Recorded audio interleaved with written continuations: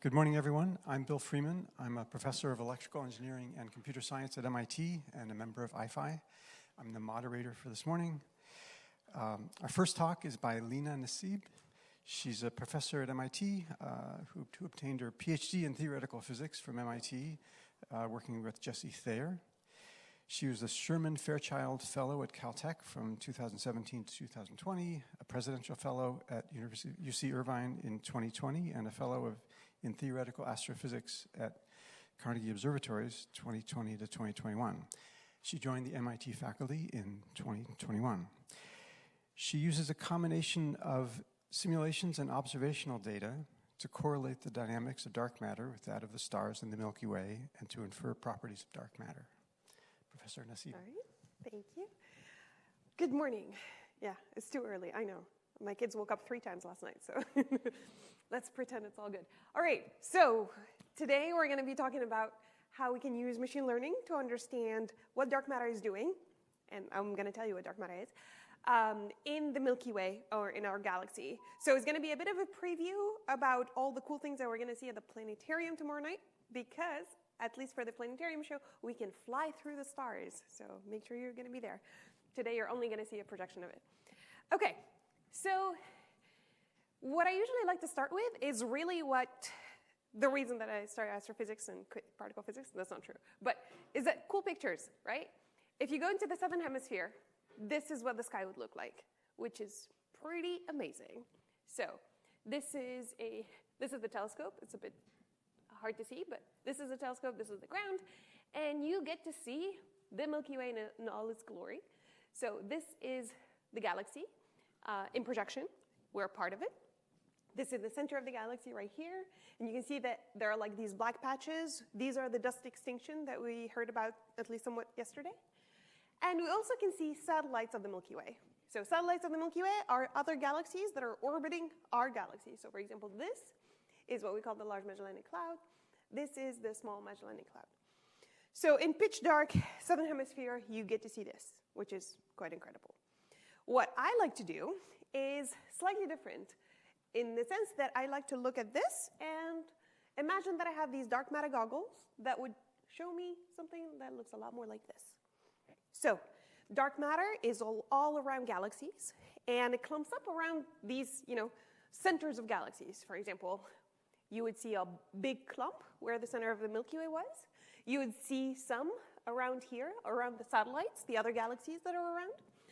And you would see smaller clumps that might not even have any stars in them.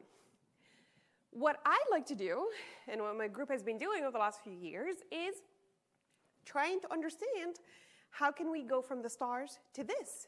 Because the reason for it is that we don't really know what dark matter actually is. It could be like this. It could have some self-interacting properties that would make it look a lot more like this. It could be warm, where we're going to cut a lot of the small stuff. Self-interacting, which is a lot more circular, and the density variation is going to be different, or it could be something else altogether. So trying to understand a mapping from what we see, which is the stars, to the underlying dark matter is critical in kind of our endeavor to try to figure out what 85% of the matter in the universe is actually made of, that we actually almost have no idea what it's about. So my research program is really about building these glasses where I can go from the stars, the stuff that I can see here, to the underlying dark matter map here. And today we're going to be talking about it with a slight twist, which is we're going to do that with AI. So our glasses are going to have some AI component with them. But before we get to all the fun, let's try to kind of settle and figure out where we are. So this is the Milky Way. Actually, I'm kind of lying. This is a picture of Andromeda, but it kind of looks like the Milky Way. Okay? So we've got the disk of the galaxy. We've got these satellites. This is the center of the galaxy. But if we wanted to put some numbers just so we can understand the scale of things, it's more like this. This is our galaxy, and this is our big dark matter halo that surrounds our own Milky Way. We're just putting in some numbers. We are right here at about 8.5 kiloparsec, which is kind of 26,000 light years from the center. We're close to the edge of the galaxy, actually, so we're not very, very close in. And the dark matter itself, of course, we are in a disk that's rotating at 137 miles a second. And we are at about, in this big, big, big halo that extends about over an order of magnitude than what we are. So dark matter is pretty much everywhere. It's 85% of the matter of the universe. It's invisible. We don't know what it is. And what we're trying to do is really try to kind of map out what we see to what we don't see. Okay? So a lot of the work that I'm going to be talking about today has been done by my awesome group, and we call ourselves the Cosmic Code Breakers right here. And what we do is actually look at different corners of the Milky Way and try to develop new methods that are very specific to that particular data set. So this kind of goes against what we heard about yesterday from François, where, oh, we need something that kind of fits all and we can that we can work through all of it together. That would be really cool. But in the meantime, we're going to develop very specific things that depend on very specific data sets. So let's get started. And today I'm going to tell you, I'm not going to tell you about the Galactic Center and Halo because that's still kind of preliminary. But for the rest of it, we're going to look into stellar streams and how we're going to talk about anomaly detection here. We're going to look at solar neighborhood and classification problems, and clustering problems as well, to try to figure out, okay, what are the clumps of stars? What can they tell me about the history of the Milky Way? And we're going to look at dwarf galaxies and graph neural networks to try to figure out how dark matter is there. So basically, we're going to use multiple methods in order to kind of do like play detective and try to understand the underlying dark matter in the Milky Way itself. So before we kind of get started into all the AI stuff, which is lots of fun, I just wanted to kind of give you a primer about how galaxies form. So this is one of our cosmological simulations from the FIRE collaboration. And basically what we do is, the way that I like to say it, is simulate the universe in a box, where we start at very, very early redshift, kind of let it run. And the cool thing about galaxies is that they form what we call form hierarchically. So Tree was talking about yesterday about merger trees.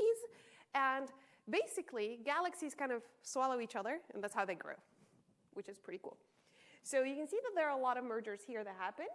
And this is another satellite that's going to come in, and the Milky Way is actually going to swallow it until it lands into this beautiful disk structure very close to ours. So this kind of merger aspect of it is going to be key in what we're trying to think about here. Okay, so as we start in our tasting menu of all the different methods that we're going to use, we're going to start with anomaly detection.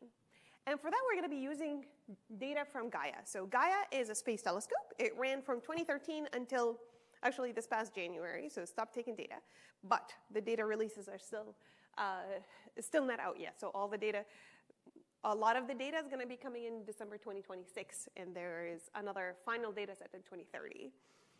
So there's still a lot to do.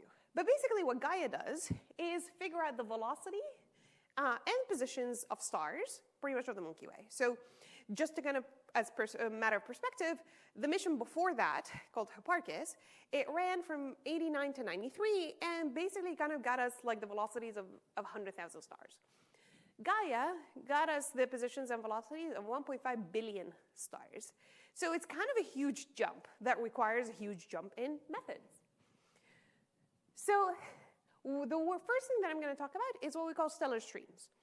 And a lot of these measurements are, of course, from Gaia. So to figure out what a stellar stream is, imagine this is the Milky Way, and these are 3 clumps of stars, they can be dwarf galaxies or globular clusters, that are in the gravitational potential of the Milky Way.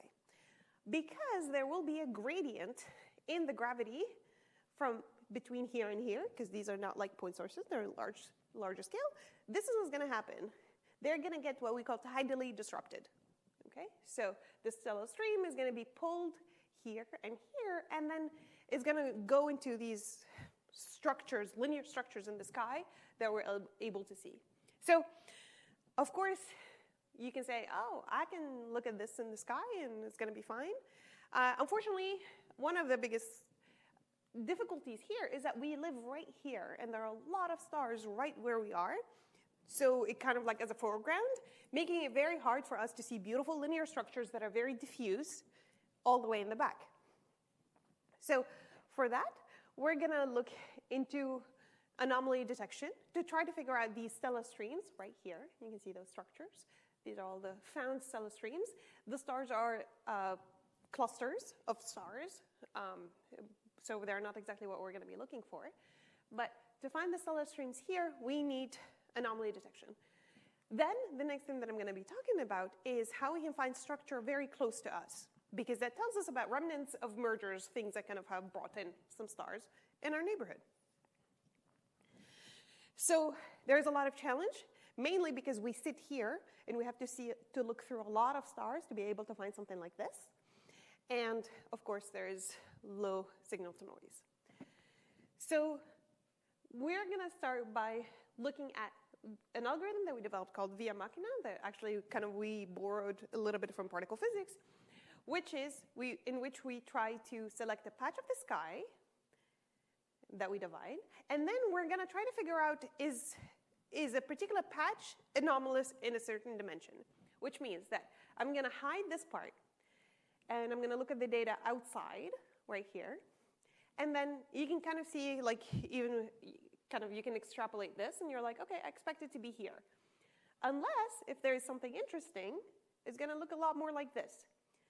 So what we do is take the ratio of the expected behavior to, the found behavior to the expected behavior, and see if there are any spikes that can tell us that there is something anomalous there.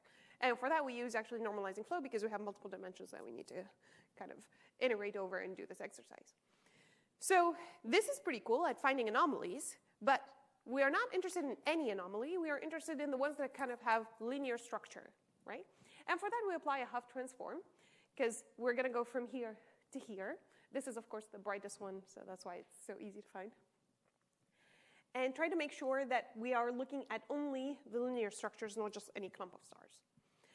Then we actually found, this is our work right here, and we can compare it to previous, more traditional methods, and it does pretty well in capturing a lot of the density variations, and of course there is a lot more to do.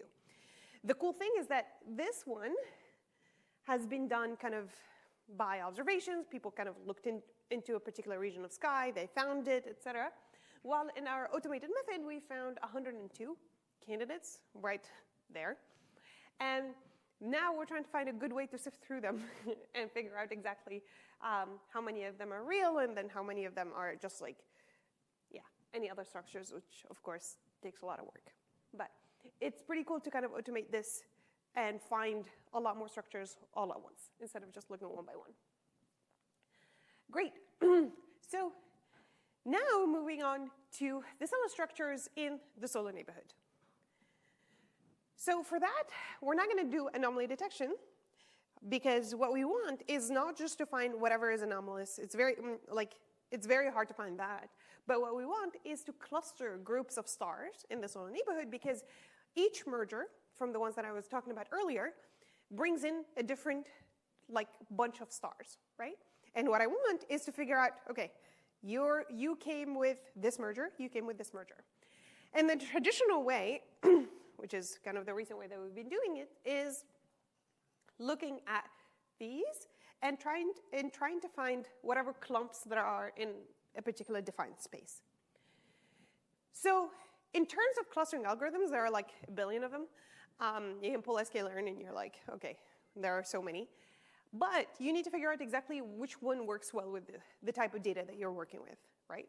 Which is where the expertise comes in. So the data that I have it can be like this, where there is a lot of background in a lot of places. I don't know how many stars are per clump. It has different distributions, etc. So the interesting thing is that I always find it fascinating that our brains are very, very good at clustering, because you can just look at this and be like, okay, there's a clump here, etc. However, of course, our brains are as good as 2 dimensions. If you increase that number of dimensions, then we're not really that good at it. But we need to figure out the right clustering algorithm that's going to find the things that are appropriate to your particular data set. So for example, if you use k-means, you can see that it's going to put these two together in the same color, these two. It's very bizarre. This is not exactly what we're looking for. Versus HDB scan seems to be doing quite well. It's this these structures, it kind of does it almost like what your brain would do. But again, we need to bring it up to higher dimensions. So the choice of algorithm always depends on the properties of the data. And yes, it would be great to kind of generalize a lot of these aspects from the conversation that we had yesterday, but until then, we need to be able to have, like, the element of expertise is still not gone yet. So not until recently, it still is, the way that we cluster, we try to build merger histories of stars is we look at this particular space, and a lot of the papers that you see in the literature are literally this, and then we put circles around different parts. This makes me really, really mad because I don't think it's rigorous at all. Not only that, it doesn't take into account that there are errors in our measurements. So if you kind of shake it up a little bit, and you're like, okay, well, how do we do this? There is a physical motivation to why we are doing it in this particular space. And the reason for it is because if the gravitational potential doesn't change very much, then stars that are clustered in this space should be coming from the same merger. Okay, I think that is a useful piece of information that we really need to incorporate, but it doesn't mean that we can just like stare and clump up this. Honestly, yeah. To be fair, in that paper, they actually looked at multiple dimensions. There was like a lot of pieces put together, but it's still not automated enough. So with my recently graduated student, Xiaowei, we actually tried to look at this and kind of do the simplest thing that we could think of, which is trying to cluster it, yeah, but we needed to make sure that we took into account the fact that there are uncertainties in the measurement and we did it correctly. So to do that, we wanted to make sure that whatever clusters we ended up with, even though it was not a full list, are actually robust under measurement uncertainties. So we reclustered, varying over kind of bootstrapping basically in the positions 100 times, and looking at the stars that are for a large fraction are always clustered. They're not in background most of the time. And these are the ones that are there. Then we looked at their properties, and it's going to be looking like this. And of course, after that, we had to kind of use some background knowledge and looking at their metallicities, because maybe it's fragmenting it a little too much. Is it the same structure? Is it multiple structures? There is a lot to be done there. Yes, it feels like a bit ad hoc and kind of a bit piecemeal. And I think there has to be a much better way to do this. But it's still kind of, it was interesting for us to see that, for example, some of the clusters or some of the groupings that are found in the literature are not actually real. They're not robust. Like, maybe they're real, but like they're not robust within the measurement uncertainties that we already have. So basically, the point that we have to do is really keep an eye on your data set and make sure that, you know, whatever you're doing it quite well and robustly. Great. So that was the clustering kind of piece of it. How about classification? So another way to do this, earlier where we were doing clustering, it was very much unsupervised. So I don't know whether the truth is, but here's the information. It's not particularly labeled. I'm just going to try to figure out what it is to the best of my abilities. The other thing that we can do is, that comes, of course, with a lot of downsides, is that, okay, maybe I can train it on a simulation. And not just on the simulation, but on synthetic surveys, which means that I take my simulation, the one that I showed you earlier of like the merging galaxies, and I try to answer the question, if Gaia, or if I was living in that galaxy and I had Gaia, what would it see? And it would see something like, like this, compared to what Gaia actually sees. Sometimes I like to play this game where I just like kind of show it to people and try to tell them, to ask people if they can tell which one is real and which one is synthetic. For extra bonus points, I usually kind of mask out the two satellites that I told you about earlier, the LMC and the SMC. That kind of helps a little bit confuse people. But anyways, not feeling that mean this morning. Okay, so we can try to get as close to our target domain as Alice was telling us yesterday. It's not great. But still, we can train on simulations based purely on kinematics. And that kind of opens up all, like, a lot of properties that we haven't had before. And then label the Gaia data as either accreted or in situ. Accreted means they came in from a merger. In situ, they were born here. So, and the interesting ones, I'm just saying, are the immigrant stars, just like me. Anywho, just say, we're not going to get into that. Okay, so we can look at the structures that are found through this. So we trained on a simulation. We actually did some transfer learning to make sure that things are, properly done with Gaia, and then we looked at a bunch of stars. So this is like kinematic space, so VR, V phi, VR, V theta, and V theta, V phi. And these are the stars that our neural network said that they're very highly, kind of with high probability, they are accreted.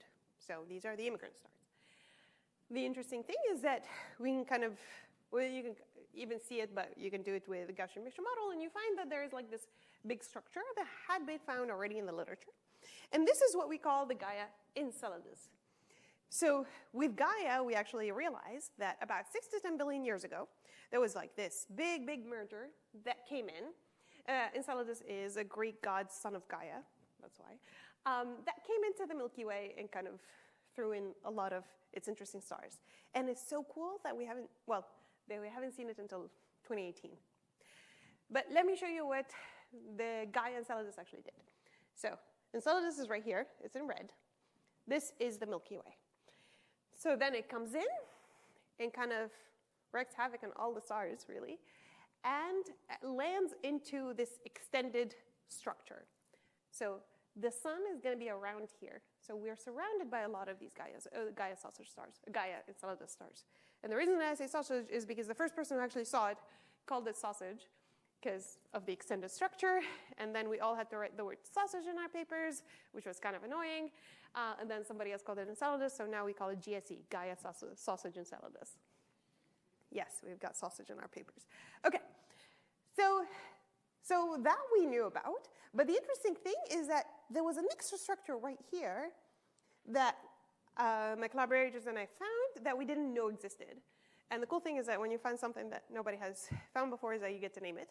So for that was Nyx, the Greek goddess of the night, of course. I went wild with that. But the interesting thing about Nyx is that it's a bunch of stars right here, very close to the solar neighborhood. They're kind of going at a very interesting orbit that is somewhat unexpected. So if this is the Milky Way, the sun is going to be turning like this, because it's one of the disk stars. And they're kind of like coming in at very eccentric orbits. So they're co-rotating, which is why we did not see them before. Because usually we cut on all the stars that are kind of co-rotating with us, because those are the boring stars. This ends up being buried in whatever cuts we have. And it kind of extends a little bit over the thick disk, which is pretty cool.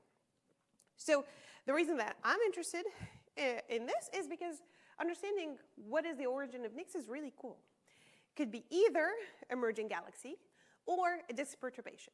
Emerging galaxy means something has hit the Milky Way and kind of stuck with it. Or something hit the Milky Way in a slightly different way and caused ripples in the disk. And what we're seeing are these ripples. If Nyx is a merger, it's going to look like this, where something came in and co-rotates with it, which is really, really fun and has a lot of implications in dark matter detection. So you're going to say, okay, great. So machine learning and neural networks in this case helped us find something that we usually cut out of the data, which is really interesting. But we don't know exactly which theory. There's so much the neural network can tell us. So the way that we would do this is we go to our telescopes, the beautiful telescopes that we saw in the beginning. So this is Magellan. They're in Chile. And then you kind of observe these stars and say, okay, based on their chemical properties, are they an accreted star or a bunch of accreted stars, or are they disk perturbation? And of course, so we did that. And as science goes, the answer was inconclusive. So basically, we found out of, I think we did 30 stars, 5 of them looked like they were accreted, and the rest weren't. And you're like, okay, which one are you? So that's something that we still need to figure out. Okay, so that was kind of like the classification part of things. But something else that we can do is the use of graph neural networks. So as I said earlier, like galaxies merge through, eating other galaxies. So a lot of the stars around us, especially the ones that we kind of classified as accreted, kind of have information about like the merger history of the Milky Way. right? So a lot of these kind of galaxies got in, including the Gaia sausage, for example. And what we want to do is, can it tell us a lot more information? Can it tell us about like when it merged? What was the mass of the initial merger? What are all of these properties? So for that, so there was some initial work training on simulations, but using kind of the number of globular clusters, and made this beautiful plot that I actually absolutely adore, which is that this is the Milky Way, and this is kind of like look back time. So basically, you're trying to see, this is kind of today, or Egypt 0. And as you go back, it says, okay, the Sagittarius is now kind of merging in. There is Sequoia, Gaia, and Enceladus is right here. It came in right here. And of course, this is kind of the Milky Way, and there are other mergers that they can do. So this was based on kind of data that is just the number of globular clusters. We don't have as many of those. And the way that I was trying to think about it is, can we use all of the Gaia data to try to kind of reconstruct this whole kind of tapestry of things? So the cool thing about it is that mergers will bring in a lot of stars at once that will share some properties, which is why I think using graph neural networks felt almost natural in this particular case. So with the graph structure, we're able to kind of have different stars kind of talk to each other and hopefully kind of get us close to gathering like a global information just based on that message passing.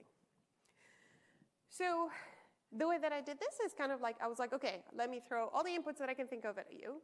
So these are the stars. We artificially added the 0. I'm going to give it energy, angular momentum, velocities, and metallicities. And I want it to tell me about the infill mass, infill time, stellar mass, and merger ratio. And I'm happy to talk about the details of this. I trained it on a lustrous TNG, which we heard about a little bit yesterday. This is kind of like a big catalog of galaxies, and we have their merger histories, at least to some extent. There are not that many, unfortunately. There are only 98 that are Milky Way-like galaxies. So this is the performance, and it's not great. So basically, I'm trying to, these are the 4 kind of different, like the 4 properties I'm trying to infer. It does some better than others. I'm using like a mixture where I'm trying to kind of get the error bars. It's not great. So then the question that came into my mind, is this because I am super rusty and I haven't coded in 4 years and I did something really silly? Or is it because there is a limit to how much information there is? And then Paul Schechter, if you know, kind of walks into my office with this paper. It says, this is actually a figure 1 from that paper, which is pretty cool, literally the figure 1, that says, what is the entropy of merger trees that form galaxies? So is the Milky Way kind of like this, and there are like small things that are about the same, like very, very small that come in, but don't really change the Milky Way itself? Or is it more that you have like 1-to-1 ratio mergers at each step? Which galaxy do we live in? And I love that paper because, yeah, it's not cited that much, but it's absolutely brilliant. So basically, they were trying to think about how much information is encoded in each merger history and what that tells me about the Milky Way. So when I was looking at my graph neural network that wasn't working for the nth time, and I've tried like a billion things, I was thinking, okay, maybe when a major merger, or like something really big happens, it washes out the information that was already there, right? So you can remember kind of, let's kind of go back to the Gaia sausage, right? So now look at it from the perspective of these stars, the blue stars. They have kind of like their rotation, and you can see when it comes, like a lot of things are getting disrupted. And you can see that maybe some of the information encoded in their kinematics, or in their motion, is actually going to be gone. So let's kind of check that out. We've got simulations. So what I did is like looking at galaxy without a recent merger and my set of simulations, and this is just UMAP, basically the 2 first components. And I'm looking at the infill times, the infill masses, stellar mass, and merger ratio.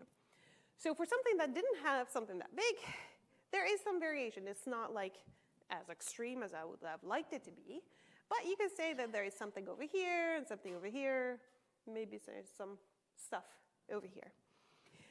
If I look at one of the galaxies that had a recent major merger, when I do the UMAP, it looks like this. That tells me nothing, basically, like everything is just getting washed out. So I was trying to think about it from an information content point of view. And you can see here for the green ones are the galaxies with minor mergers, so nothing really big happened. And the red ones are major mergers. And you can see that there is a lot of like the mutual information that is gone. So it starts a lot, for example, the energy or the gravitational potential, et cetera. And then for the major mergers, a lot of the information is gone, except for the metallicities, which actually makes sense because the metallicities or the chemical properties of the stars, they are kind of related to the star as they come in, right? And after that, it's like that cannot be changed because it is an actual intrinsic property of the star itself. It has nothing to do with the kinematics. So just kind of think of it as a type of star. Great. So kind of this is where I'm at in terms of like trying to figure out this whole neighborhood. In the last very quick couple minutes, I'm going to talk about dwarf galaxies. So an interesting question that we have in the field is how is dark matter actually varied or distributed in galaxies? Is it what we call like a core? Is it flat in the inner part? This is density as a function of distance. Or is it cuspy? Or is it like, does it spike? And the reason that this is interesting, well, for astrophysics, it's interesting because it tells us about how stars affect density variation, or the density distribution of dark matter. And for particle physicists, it tells us about what type of dark matter there is and how it helps with dark matter detection. So for a while, and especially about 10 years ago, there was like a lot of this literature that says, oh, maybe a lot of the dwarf galaxies are cored. This is super interesting because they don't have that many stars, so that might be that a hint that dark matter is self-interacting, so maybe you understand new properties of dark matter. However, of course, there are a lot of complications because we had to make a lot of assumptions. We had to assume that the galaxy is in equilibrium, that there are no binaries. We had to assume that the galaxy is spherical, that basically nothing was going wrong. And in 2020, we worked on this paper that showed that basically the classical method, if you don't have 10,000 stars, which is a lot, by the way, then you are going to be getting whatever prior distribution you're going to do. So here, with 20 stars, and a lot of the galaxies that we have only have about 20 to 100 stars, and no measurement error, if you were trying to get gamma, which is the inner profile, gamma equals 1 is a cusp, gamma equals 0 is a core, it's going to be flat. Like, you can't disentangle gamma equals 0 from gamma equals 1. But you can do it with 10,000 stars. This is for a massive galaxy. If you don't have a massive galaxy, then if with a large measurement error, it's all hell breaks loose. So with Tree, who talked about yesterday about merger history and merger histories, but he did another kind of type of work on dwarf galaxies. Basically, this is what the data looks like. So this is a dwarf galaxy. It's kind of very faint. You're going to have the projected positions of the stars, and you're going to have a measurement of their line of sight velocity. That's all you have. And then you have to make assumptions about the full distributions and kind of like the radial, like the other positions, the other components of the velocities. So Tree actually put this in a graph neural network to kind of leverage this structure of the graphs, and we developed something called graph NPE. So the goal was to build a method that is kind of, that can get us the inner profile of dwarfs in a robust way. The standard methods required a lot of statistics and if-then. So using simulation-based inference and graph neural networks, we can actually get it well. And the way that we did this is generating idealized simulations, building the graph, training it, applying it to data, and using normalizing flow to get the posterior distributions. And I'm going to go quite fast because I'm running out of time. Basically, this is the standard method. Imagine that you have a red galaxy and a blue galaxy. One of them is cored and one of them is cuspy. With the standard method, you can't really tell them apart. With graph NPE, we actually do better. And this is only with 100 stars, which is pretty good. But this is idealized. So what we did is actually used the fire simulations and the satellites of the fire simulations to see how well it does. And indeed, it does a lot better, especially, and it's a lot more constraining, especially in regimes where we don't have that many stars. So for example, like this one has 86. and this one has 35, and it actually does it quite well. So hopefully you have enjoyed my tour of the Milky Way. Tomorrow is going to be a lot more fun because we're going to actually get to fly through it. But I wanted to show you that there is like a lot of different methods, and we really need the expertise to figure out exactly what the structure of the data, what is the question that we're asking, and what is the right way to approach it. And of course, making sure that we do uncertainty quantification in the right way. And the last thing I'm going to say with closing is that with the AI revolution, we need the work of people at the intersection of both fields, which is why this is interesting. And we've got a lot of data, a lot of astrophysical data to sift through, and hopefully we'll discover dark matter. Thank you.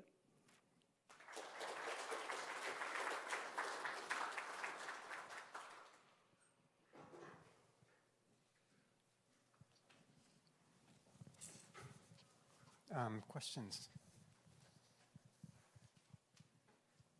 Hi, Lina. So in that problem that you showed that you expected to get constraints on some of those parameters but didn't, were you able to see any of the did you find any constraining power in correlations of those parameters? Like you're looking at the marginal distributions in that plot, but are you constraining some degeneracy in parameter space? Sorry, you mean for the dwarfs, for this?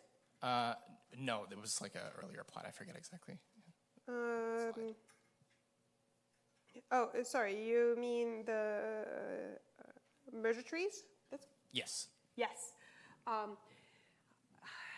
There are, basically, yes. So, for example, this one, the merger ratio, which is a lot better.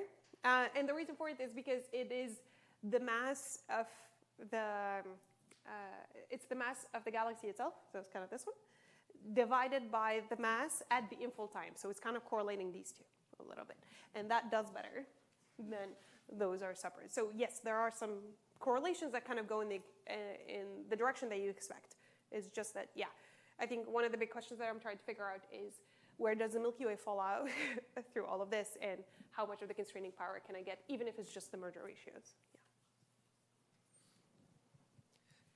Thank you very much for a great talk. Saverio Cambioni, I'm also from MIT. My question was about when you work about chasing a accretive structure with deep learning. Yeah. I was curious, how did you train, or in particular, on which parameters did you train? Yes. Because the problem looked very, at least methodologically, very similar to a problem where we are struggling probably decades in planetary science, which is finding structures among asteroids that tell us like whether these are genetically linked. Oh. And we have been struggling a lot in finding how to parameterize the problem. So. Oh, that's interesting. So yes, so to disentangle the accreted stars from the in situ stars, we just did, so we had labeled data in our simulations and cosmological simulations, but we trained it only on 5D kinematics, which is why kind of it's surprising how well this worked. And then when we were trying to figure out exactly like what is we looked at the parameters to try to figure out which one is doing the most of the heavy lifting. And basically it was kind of the rotational velocity, which makes sense because, disk stars or in situ stars tend to be kind of like co-rotating within the disk. Like the halo stars are kind of doing a little bit of crazier orbits. The reason that this is kind of not just like just a co-rotating is kind of the discovery of Nix, where it is co-rotating, but it also has like a radial component. So you're not just like cutting out the radial, like anything that is just co-rotating. And the other interesting part that we did is that we gave it the 5D kinematics in the strange astro kind of space, where it was it was without the line of sight velocity. So it was kind of proper motions in the sky, the positions in projection in the sky, and the parallax. And then, so it didn't technically have all the information to create the co-rotation, like V-phi, because for that you need the 6th kind of dimension. But it was still kind of able to disentangle a lot of these, probably also using kind of like the vertical ascension and, yeah, doing the kind of the coordinate transformation. So yeah, and then the other thing that we did was to kind of go from the simulations to the observations was that we knew, for example, for the Gaia stars, that the ones that are really, really far out, like very, very high up away from the disk, that are very metal poor are most likely to be associated with accretive stars. So we adjusted the weights to make sure like that it kind of knows that piece of information because, you know, because like as good as we can get our simulations, they're still not perfect Milky Ways. They're just like cosmological simulations. And the structure of the disk in those simulations is very, very different from the ones in the Milky Way. I don't know if that answers your question. Yeah, absolutely. Great. Thank you very much.